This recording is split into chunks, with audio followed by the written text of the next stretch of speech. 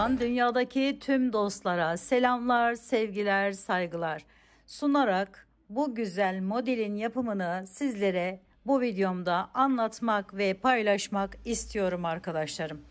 Umarım modelimi sever ve beğenirsiniz. Battaniyelerden kilimlere varana kadar dilediğiniz her yerde kullanabilirsiniz arkadaşlarım. Böyle kendinizde değişik şallar da yapabilirsiniz aynı zamanda. O da şu anda aklıma geldi. Değişik ve farklı fikirleri olan arkadaşlarım lütfen yorum kısmına yazarlarsa diğer arkadaşlarıma da yardımcı olacaktır diye düşünüyorum. Bu modelimiz biraz puzzle'a benziyor. Böyle parçaları Lego parçaları gibi birbirine ekleyerek modelimizi yapıyoruz. Şimdi modelimizde 3 tane motif şekli kullanacağız. Bir tanesi bu gördüğünüz kare olan motifler arkadaşlarım, bunlar. Diğerleri bu üçgen parçalar. Diğerleri ise bu ikili parçalar. Hatta videonun sonunda şöyle bir şey de söyledim. Burayı da tamamlamak için üçlü parçada kullanabilirsiniz. Yani üçlü motifte kullanabilirsiniz. Evet, modelimi biraz anlatmak istiyorum. Öncelikle bir kare parça yapacağız arkadaşlar. Videonun devamında zaten göreceksiniz bunun nasıl yapıldığını. Şimdi bir tane kare parça. Daha sonra bir tane ikili şu parça. Daha sonra bir tane üçlü parça. Şimdi bu bizim ana temel yerimiz oluyor arkadaşlarım. Yani bu ilk başlarken bu üç motif ile başlayabiliriz. Burada gördüğünüz gibi ben size şimdi burayı anlattım arkadaşlar. Şuraya nasıl ekleme yapılır onları anlattım. Burayı daha önceden yapmıştım. Birazdan göreceksiniz. Şimdi bunu yaptıktan sonra yanına bu ikiliyi ekledikten sonra önce kare, sonra ikili, sonra bu ikili. Daha sonra üste geçiyoruz arkadaşlar. Üste bu üçlüler ekliyoruz. Yanında bakın şöyle bir boşluk oluşuyor. Bunu üçlüyü eklediğimiz zaman bu yanında boşluk oluşuyor. Hemen bu boşluğa bir tane üçlü. Aynı şekilde diğer tarafa da bir tane üçlü.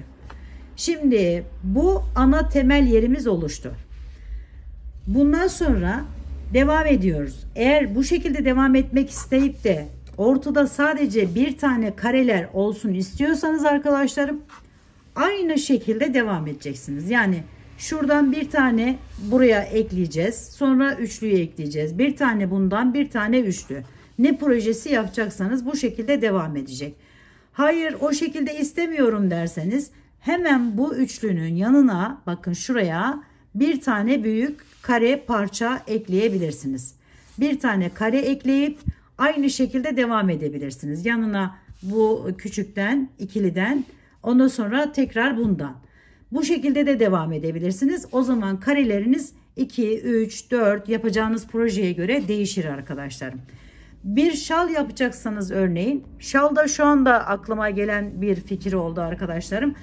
Şal yapacaksanız buradan bir tane daha yapıp yan yana ekleyip, yani böyle bunu yapıp küçük yapıp bir tane daha ikili yapıp bir tane daha üçlü yaptıktan sonra, yani şu büyüklüğü elde ettikten sonra şöyle düşünün.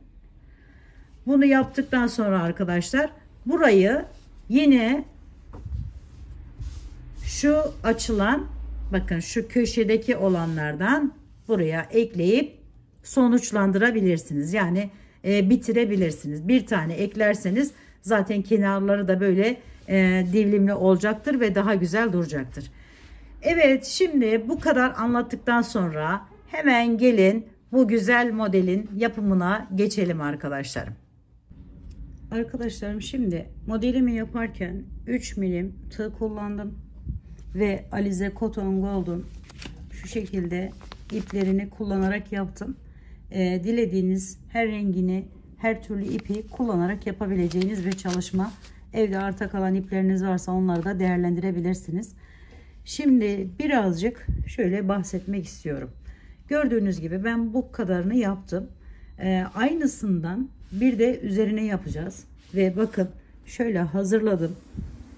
Bu ortadaki büyük kareden başlamak üzere hepsini yaparak anlatacağım ben sizlere. Ve birleştirmeni göreceğiz. Burayı yaptım. Zaten burası kolay arkadaşlar. Bir üst sırada neler yapmamız gerekiyor onları da göstereceğim. Bakın bunu buraya ekleyeceğiz. Bunu buraya ekleyeceğiz. Aynı şekilde diğer tarafı için de bakın şöyle ortası için mesela bunu yapacağız. Bu kenarı için şu parça için şunu hazırladım.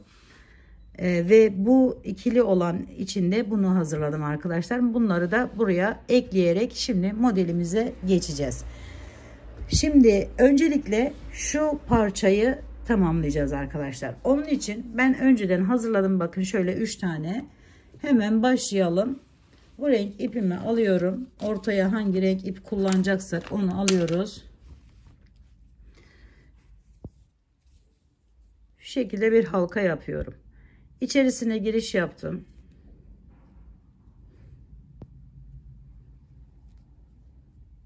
Şöyle çektim. 1, 2, 3 tane zincir çekiyorum. Üzerine alıyorum. İçerisine girip 2 tane içerisine ikili trabzan yapıyorum yanına. Sonra arada 2 zincir çekiyorum. Tekrar 3 tane ikili trabzan yapıyorum. 1, 2 ve 3. Daha sonra 2 zincir çekiyorum. Bunu 4 tane devam ettireceğiz arkadaşlar. Şöyle 1, 2 ve 3.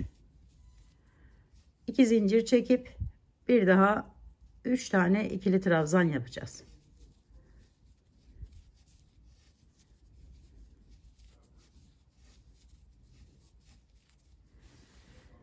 Şimdi bunu yaptıktan sonra 1-2 zincir çekiyorum. Geliyorum burayla birleştiriyorum. Ve bir tane zincirle sabitliyorum. Ve kestim. Şimdi bu ortadaki şu ortayı yaptık arkadaşlar. Bunu diğer yapmış olduğum daha önceden yapmış olduğuma ekleme yapacağım şimdi.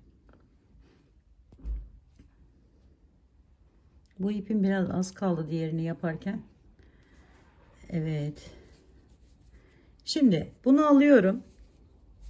Şöyle alttaki diğer ipi de alıyorum.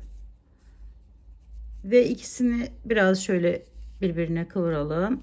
Evet. Ve bir sonrakine geçtim bakın. Buradan tutunuyorum şu şekilde. Üçünü birlikte biraz kıvırıyorum. 1, 2, 3 tane zincir çekiyorum. Üzerine alıp aynı yuvanın içerisine hemen yanına 2 tane ikili trabzan yapıyorum bu şekilde. Sonra 1, 2 zincir çekiyorum. Üzerine alıyorum ve buraya 3 tane daha ikili trabzan yapıyorum. 2 ve 3. Bakın diğer iplerimiz de aşağıda.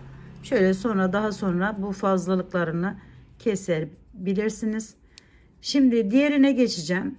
Şöyle üzerine alıyorum. Arada hiç zincir çekmeden buraya geçtim. 1, 2 ve 3. Şimdi 3 tane yaptıktan sonra 2 tane zincir çekiyorum. Bu yapmış olduğum diğer küçük motifleri aldım. 3 tanesini buraya bunu ekleyeceğim arkadaşlar. Şimdi bunu 2 zincirden sonra üzerine alıp bir tane ikili trabzan yapıyorum. Sonra biraz şu şekilde çıkarttım ve buradaki ikili trabzanımın üzerinden giriş yapıyorum bu şekilde ve böyle çekiyorum. Buraya eklemiş oluyorum. Sonra ikinciyi yapıyorum aynı şekilde. İkinciyi de ekliyorum. Devam ediyorum. Bu iki kenarı buraya ekliyorum arkadaşlarım bu şekilde.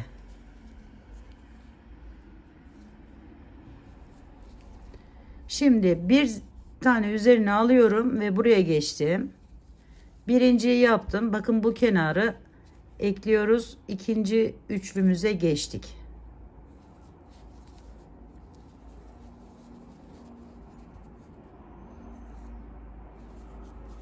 Ekleme işlemini bütün parçalarda aynı şekilde yapıyoruz arkadaşlar.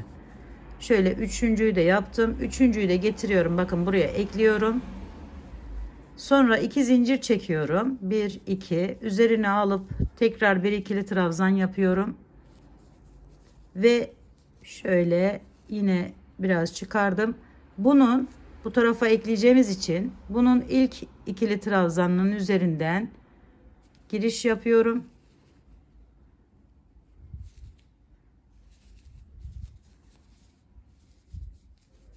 Sonra bunu devam ettiriyoruz. Aynı az önce yaptığımız gibi.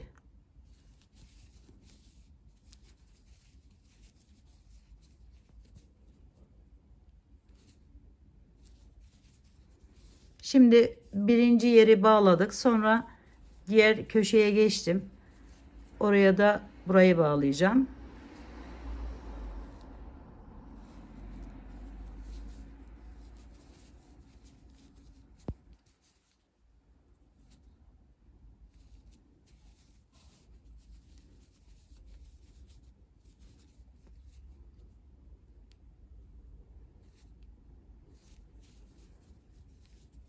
Sonra 2 zincir çekiyorum yine ve üzerine alıp 3 tane yine ikili trabzan yapıyorum.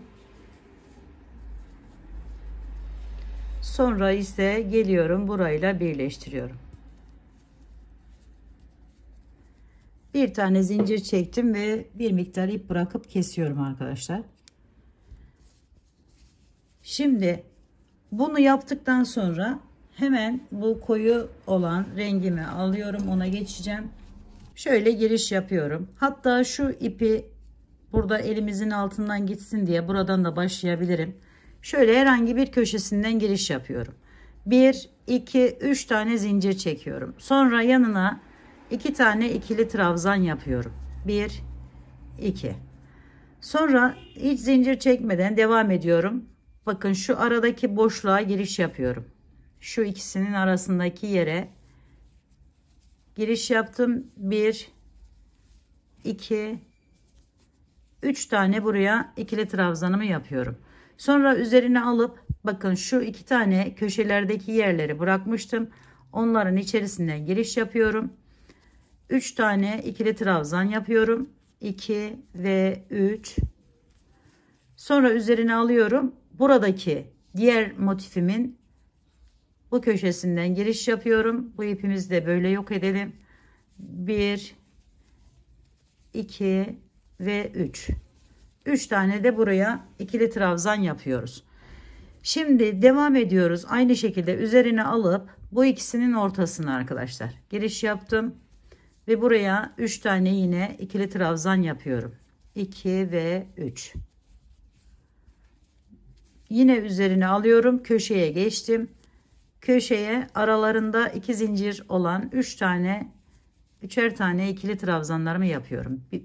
Birinciyi yaptım, 2 zincir çektim, tekrar 3 tane ikili trabzan.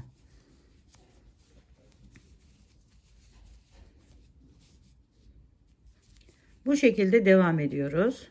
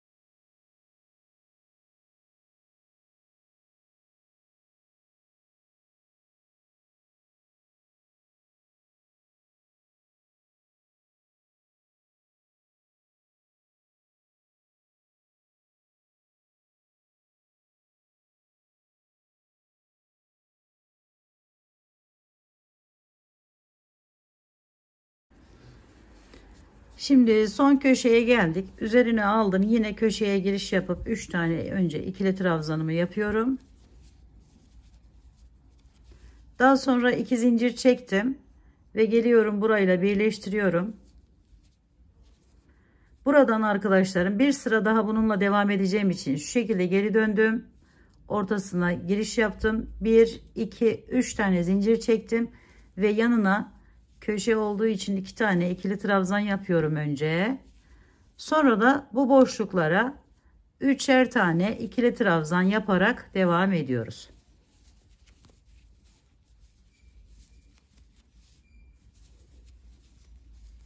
Yani bir sıra daha aynı renk ile devam etmiş oluyoruz arkadaşlarım. Şöyle. Evet, bu sırayı da bu şekilde yapalım.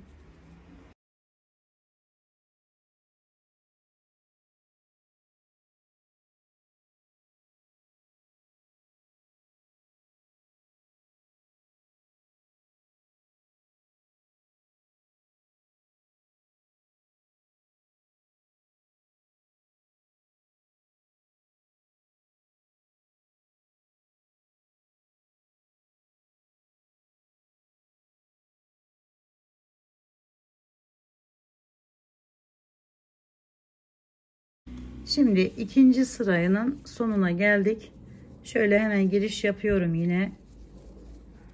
1 2 3 tane ikili trabzan yapıyorum. Daha sonra 2 zincir çekiyorum ve geliyorum yine burayla birleştiriyorum. Sonra arkadaşlarım diğer ipimi alıyorum. Bu renk ipimi şöyle. Bu ipimi kesmiyorum şu anda. Çünkü bir sırada etrafını çevireceğiz gördüğünüz gibi. Şimdi bu ipimizi aldık. Hemen şöyle tutunalım.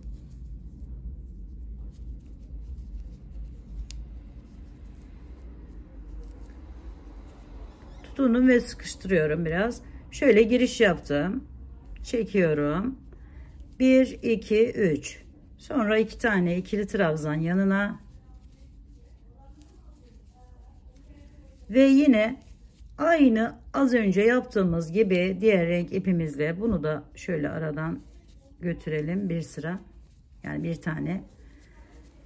2 ve 3. Üçer üçer üçer ikili trabzanları yaparak bu sırayı çevirelim arkadaşlar.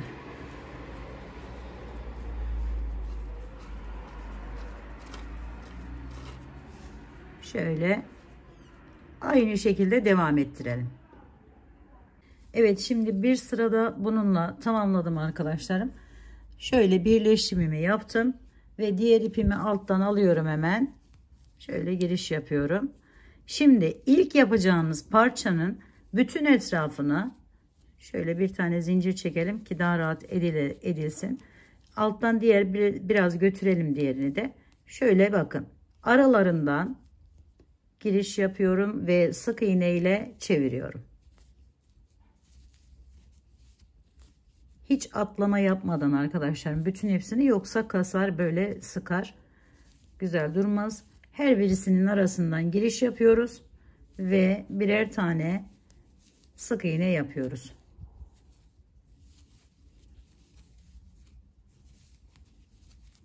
Şu ipimizi de kesebiliriz artık.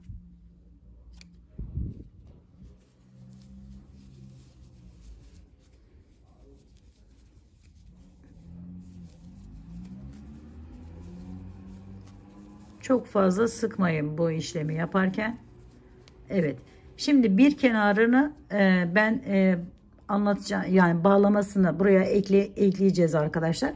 Normalde hepsini bunun ilk başladığımız zaman şöyle şurayı yapıyoruz. Hiç bağlamıyorsunuz arkadaşlarım ve böyle kalıyor. Şimdi ben bu ortayı da birleştirmiştim. Bakın şöyle biraz açık kaldı. Ben çok sevmemiştim. Bunu daha sonra şöyle biraz birleştirebiliriz. Onu da göstereceğim ben size. Şöyle sık iğneler ile çevirelim. Hatta şimdi yapalım o işlemi.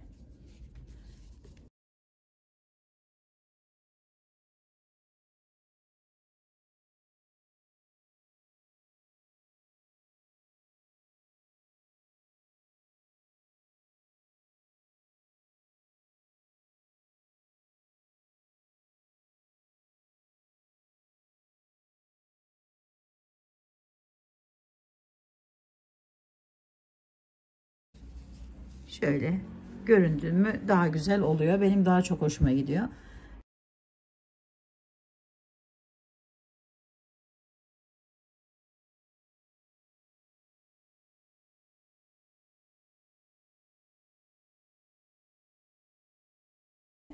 Sık iğneler ile çevirelim üç kenarını.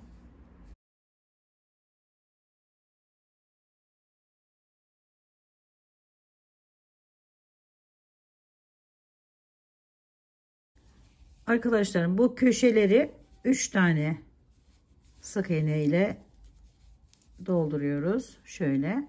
Sonra devam ediyoruz.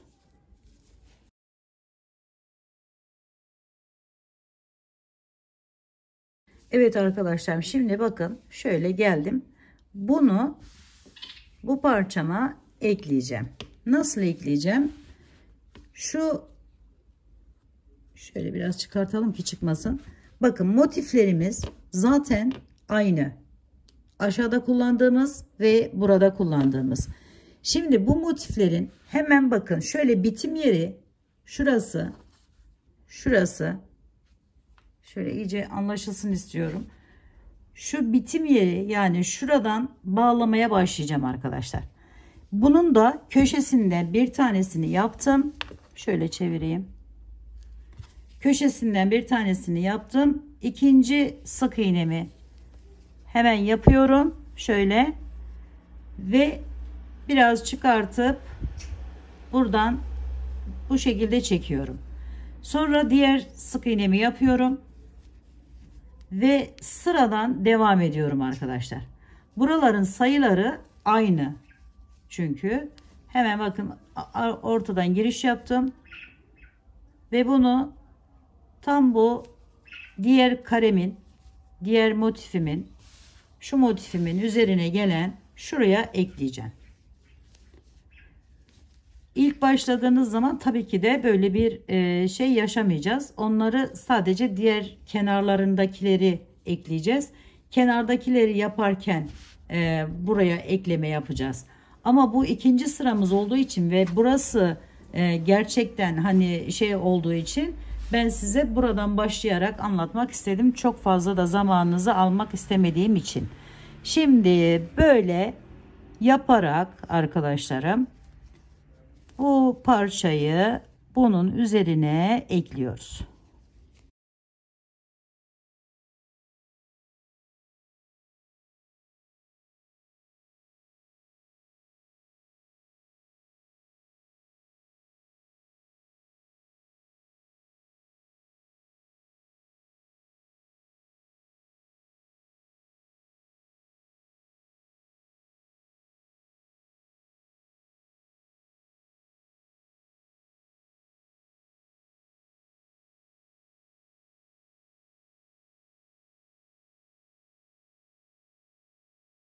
Bakın, bu motifimiz bitiyor. Yani bu parçamız tam ortaya geliyor. Bunun da tam ortasına geliyor arkadaşlar.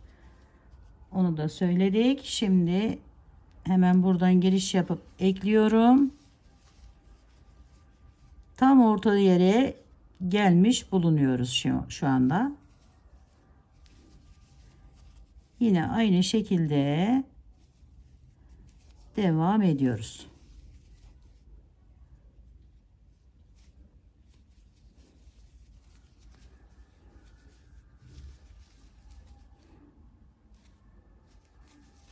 Bu kısmını da buraya kadar getirip ekleyeceğim arkadaşlar.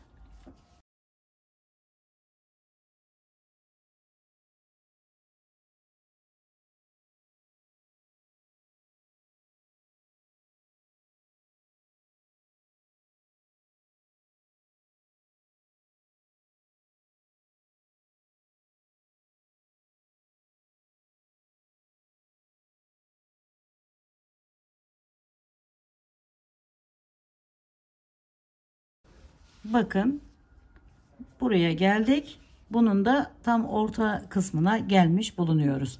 Şimdi buradan yine bir tane, böyle 3 tane yapmıştık köşeye. 3 tane yaparak sonlandırıyorum ve bunu da alıyorum bu şekilde bir zincirle sabitleyip kesiyorum. Evet, bakın şu görüntüyü elde ediyoruz. Kare motifimizi bakın bu şekilde yaptıktan sonra şimdi şu motiflerimizi yapalım arkadaşlarım.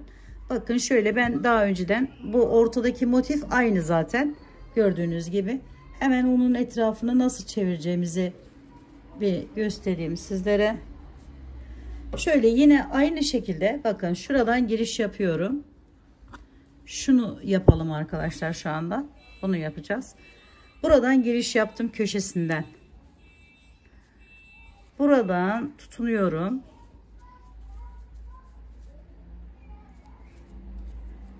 Bir, iki, üç tane zincir çektim. Üzerine alıyorum. Aynı yere yine iki tane ikili trabzan yapıyorum. Daha sonra üzerine alıp bakın şuraya geçiş yapıyorum. Yine 3 tane ikili trabzanla devam ediyorum. Sonra buraya geçip buraya 1 2 3 tane yaptım. Burası birinci köşem, ikinci köşem burası olacak, üçüncü de burası olacak arkadaşlar. O yüzden bu köşeye 2 zincir çekip hemen 3 tane daha ikili trabzan yapıyorum. 2 ve 3. Sonra üzerine alıp bakın şuradan giriş yapıp bu ortaya aynı karenin üç kenarını yapıyormuş gibi devam ediyoruz.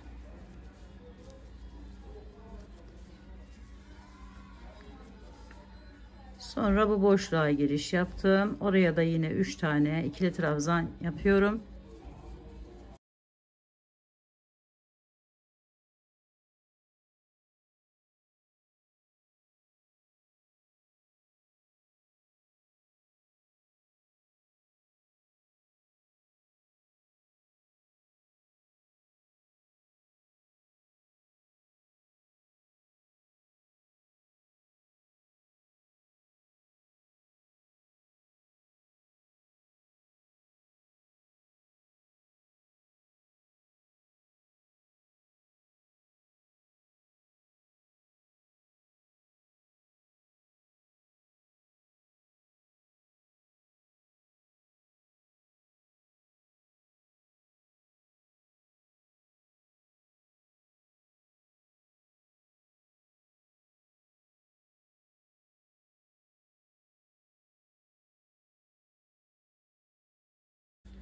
Diğer köşeye geldim. Oraya da bu şekilde aldım. Yine 3 tane önce ikili trabzanımı yapıyorum. 2 zincir çekip tekrar 3 tane daha ikili trabzan yapıyorum.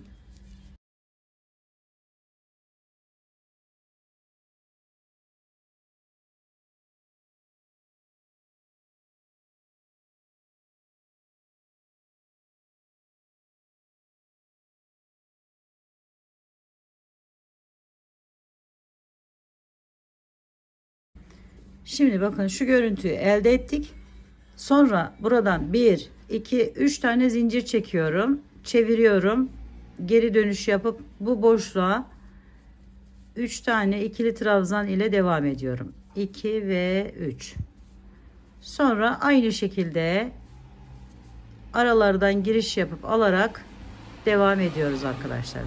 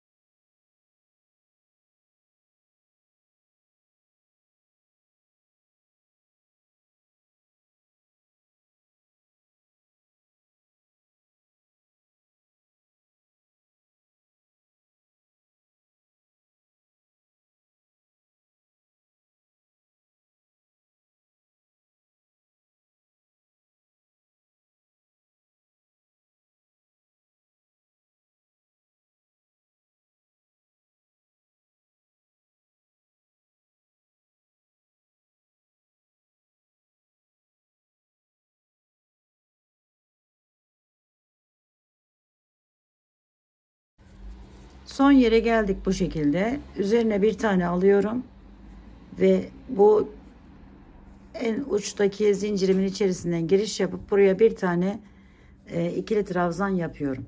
Şimdi çevirdim şu şekilde ve diğer ipimi alıyorum.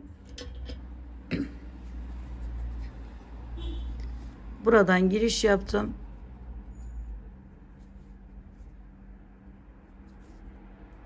Evet, şöyle biraz kalsın. 1 2 3 tane zincir çektim ve şu şekilde alıp şunu da buradan bir tane yukarıya doğru alalım. Şöyle bakın, kahverengi ipimizi bir tane aldım, giriş yaptım, şöyle çekiyorum yukarıya çıkartmak için. Şöyle aldım arkadaşlar, bakın, ve bunu burada bırakıyorum. Birazdan onunla birleşim yapacağız.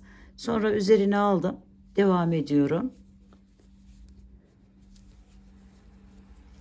2 ve 3, sonra aynı şekilde devam ediyoruz.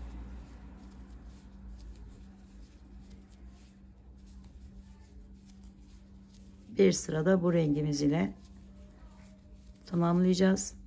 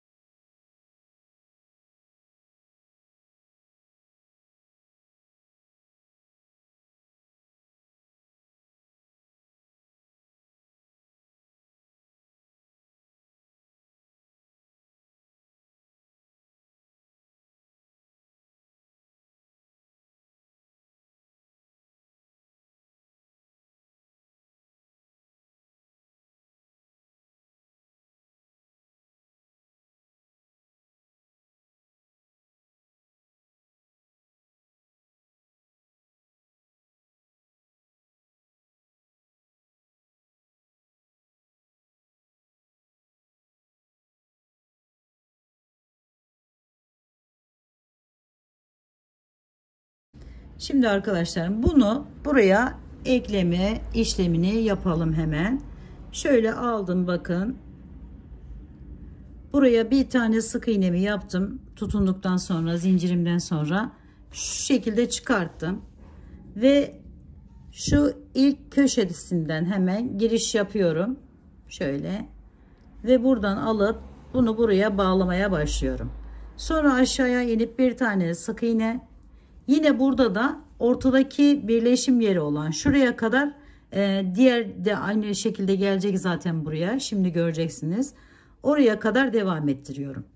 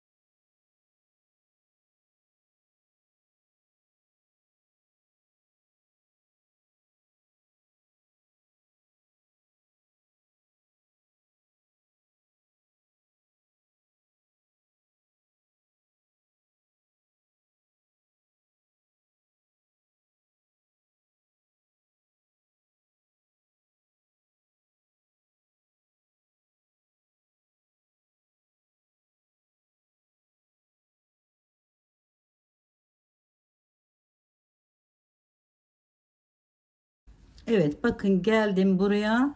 Bunun da buraya gelmiş oldum. Şimdi çeviriyorum şu şekilde. Buraya yine bir tane sık iğnemi yapıyorum ve devam ediyorum. Bu iki kenarı ekleme yapmayacağımız için şu anda sık iğnelerimi yaparak çeviriyorum.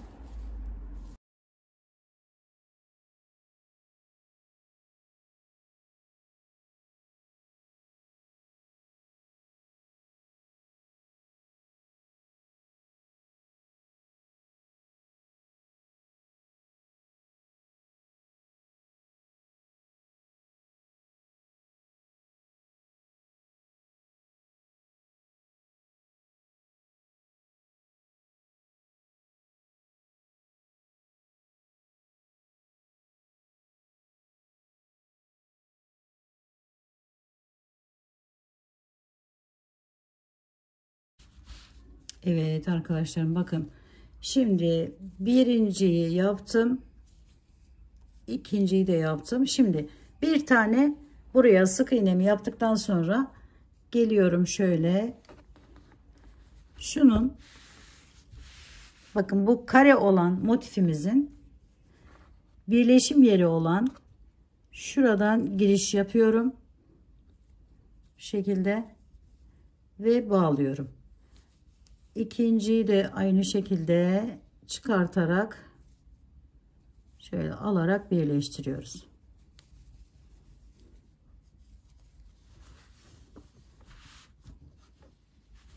Bakın şöyle birleşim yapacağız. Yine devam edelim. Şöyle biraz yakınlaştırayım.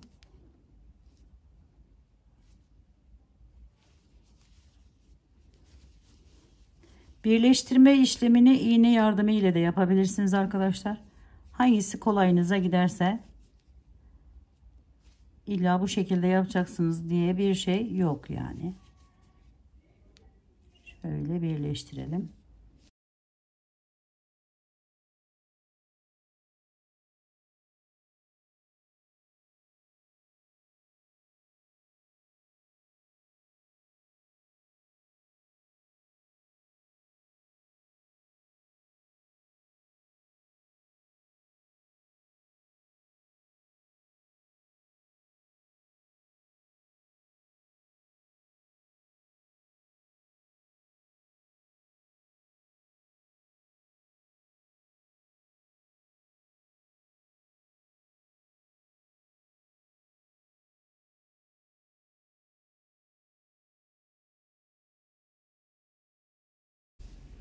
Burası bir diğer köşemiz gibi düşünün arkadaşlar. Bir köşemiz gibi düşünün. Orayı da hiç atlama yapmadan bu şekilde birleştiriyoruz. Bakın geldik. Şöyle göstereyim. Şimdi bu tarafa doğru devam edeceğiz. O yüzden şöyle hemen yine aynı yerin içerisinde bir tane daha giriş yaptım. Şöyle de çevireyim. Buralarda şey yok, bakın. Buralarda hemen böyle alıvereceğimiz yer yok. Şöyle ikili trabzanımın içinden aldım. Yine 3 tane varmış gibi alarak ekleyerek devam ediyorum. Bakın araya giriş yaptım.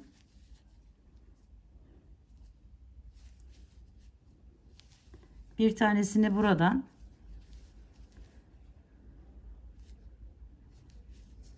bir tanesini ortasından,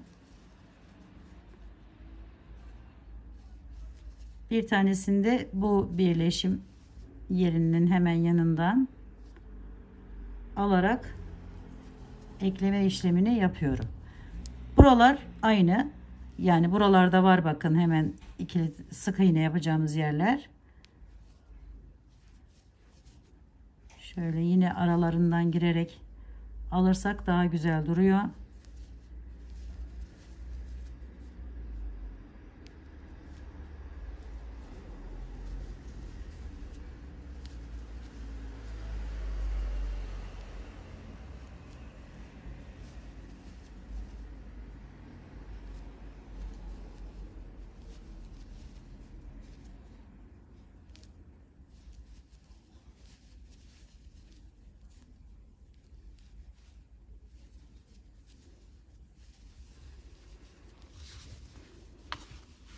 Şöyle açalım arkadaşlarım. Bakın köşeye geldik. Yine köşeyi de şöyle çevireyim.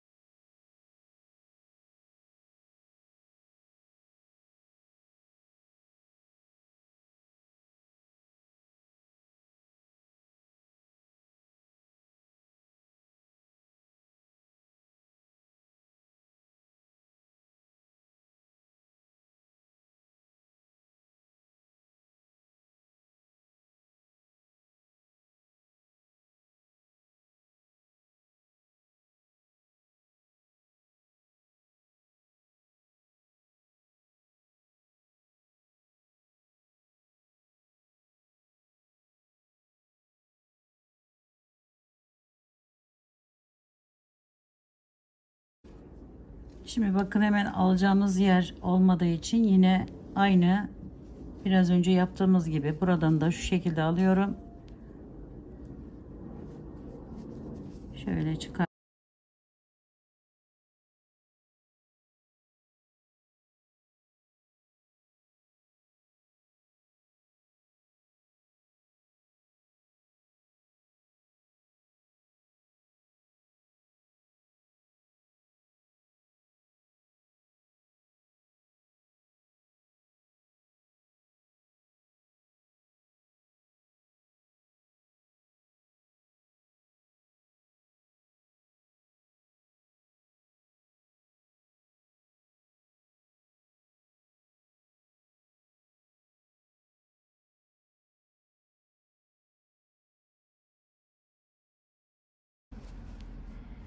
Ve son yerden de alıyorum.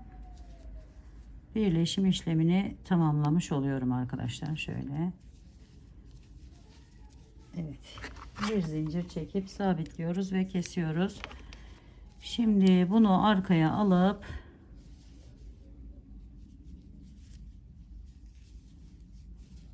şekilde çekiyorum ve onu daha sonra kaybederiz. Evet, bakın bu parçayı da buraya eklemiş olduk arkadaşlar. Şu şekilde bir görüntü elde edildik. Bakın, bu buradan devam edecek, gidecek arkadaşlar. Şimdi şunu da söylemek istiyorum arkadaşlar. Mesela devam etmeyip böyle bir parçayı yaptınız, bırakın. Daha sonra da ekleyebilirsiniz. Şimdi gördüğümüz gibi bakın, buradan başladım. Giriş yaptım. Sık iğne ile çevirmem lazım. Şöyle şurayı ekleyeceğim için buradan geleceğim. Buradan başladım. Buradan geleceğim. Böyle bağlayıp buraya ekleyip bitireceğim. Yani bu şekilde de yapabilirsiniz. Az önce biraz gördüğünüz gibi şuraları yaparken biraz zorlandık. Bunu yaşamamak için böyle parçaları yapıp bitirip ondan sonra ekleme yapabilirsiniz. Dediğim gibi iğne yardımı ile de ekleme yapabilirsiniz arkadaşlarım. Şimdi bu daha kolay. Bunu da söylemeden geçmek istemedim. Bakın, bunu da böyle yaptım, geldim sık iğne ile hemen şöyle çevirip şuradan şu birleşim yerinin hemen üzerinden olmak üzere birbirine eklemeye başlıyorum arkadaşlarım.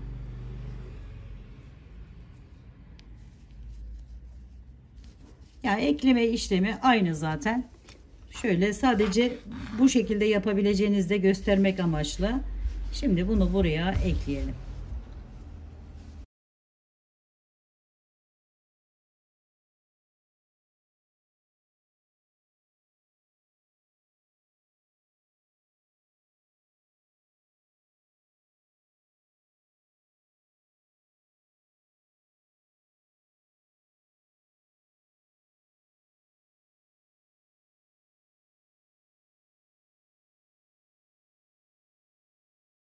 Evet arkadaşlarım, bakın bu parçayı da bu tarafına ekledim.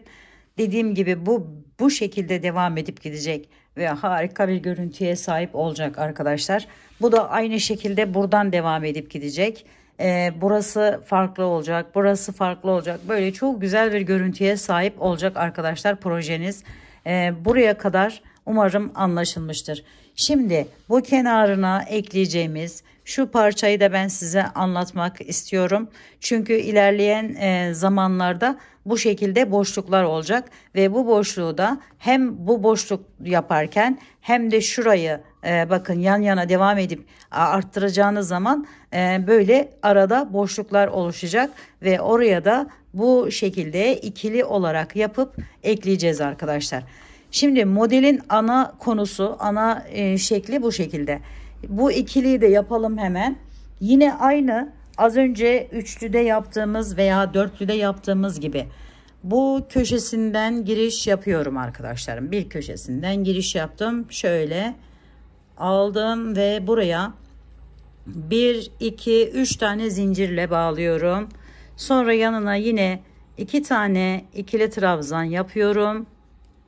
Ve bir diğer sıraya geçiyorum.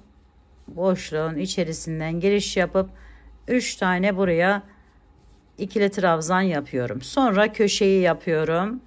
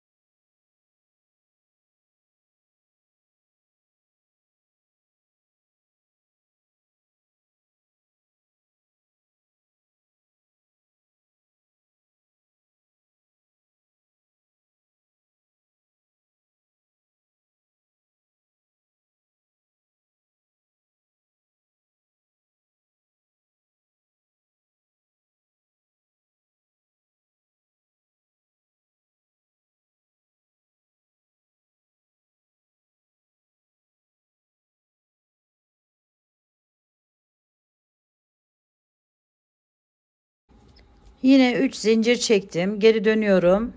Üzerine alıp bu yuvaya giriş yapıyorum ve buraya 3 tane ikili trabzan yapıyorum. Aynı üçlü yaptığımız yerdeki gibi arkadaşlar.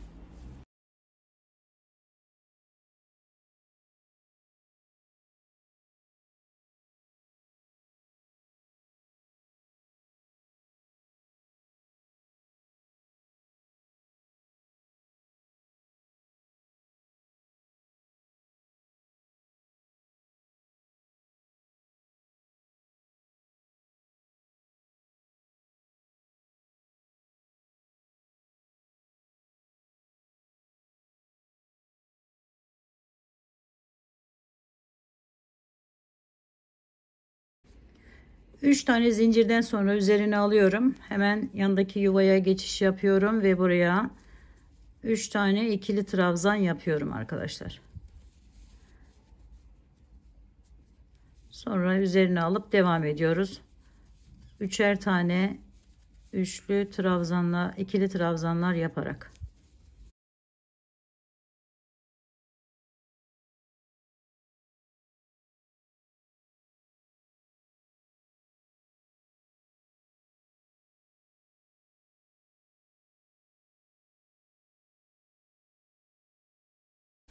Evet, bu sırayı da çevirdim, bitiriyorum. Şöyle bir tane zincir çekip bu parçayı tamamlamış oldum arkadaşlar. Şimdi ekleme işlemine geçiyoruz. Dediğim gibi bu yanlara ekleme yapacağız. Diğer ipimiz buradaydı. Bunu da arkadaşlarım aynı şekilde yapabilirsiniz. Yani şey yapıp hepsini bitirip ondan sonra yapabilirsiniz ama bu biraz daha kolay. Bakın şöyle ekleyeceğimiz için hemen buradan devam edip şöyle çıkarttım kenarından bir tane zincir çektim, sık iğnemi yapıyorum. Önce şu etrafını sık iğne ile çevirip buraya kadar geliyorum arkadaşlar.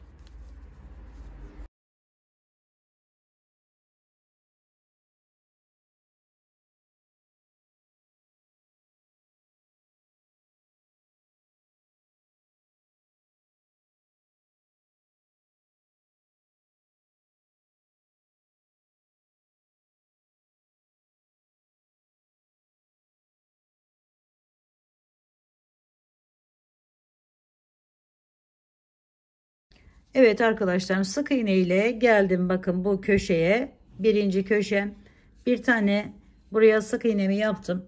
Hemen şöyle yapıp bunu alıp buraya ekleyeceğiz arkadaşlarım. Yani aynı şekilde diğerlerini yaptığımız gibi bunun da şöyle giriş yapıyorum. Bundan da alıyorum ve birleştirme işlemine başlıyorum.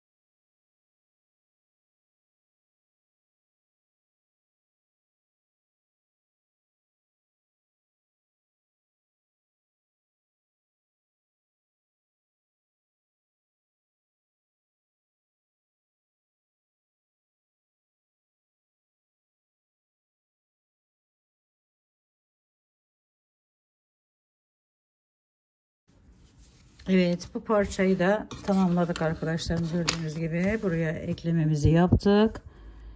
Şu fazla ipleri hemen şöyle çekelim. Görüntüyü bozmasın. Evet. Bakın şöyle. Çok güzel bir model arkadaşlar. Benim gerçekten çok hoşuma gitti. Şimdi ben burayı da bu parçayı hemen ekliyorum. Evet, diğer ikili motifimizde bakın eklememi yaptım. Şöyle arkadaşlarım bir görüntü elde ettik. Evet arkadaşlarım, ana görüntümüz bu şekilde.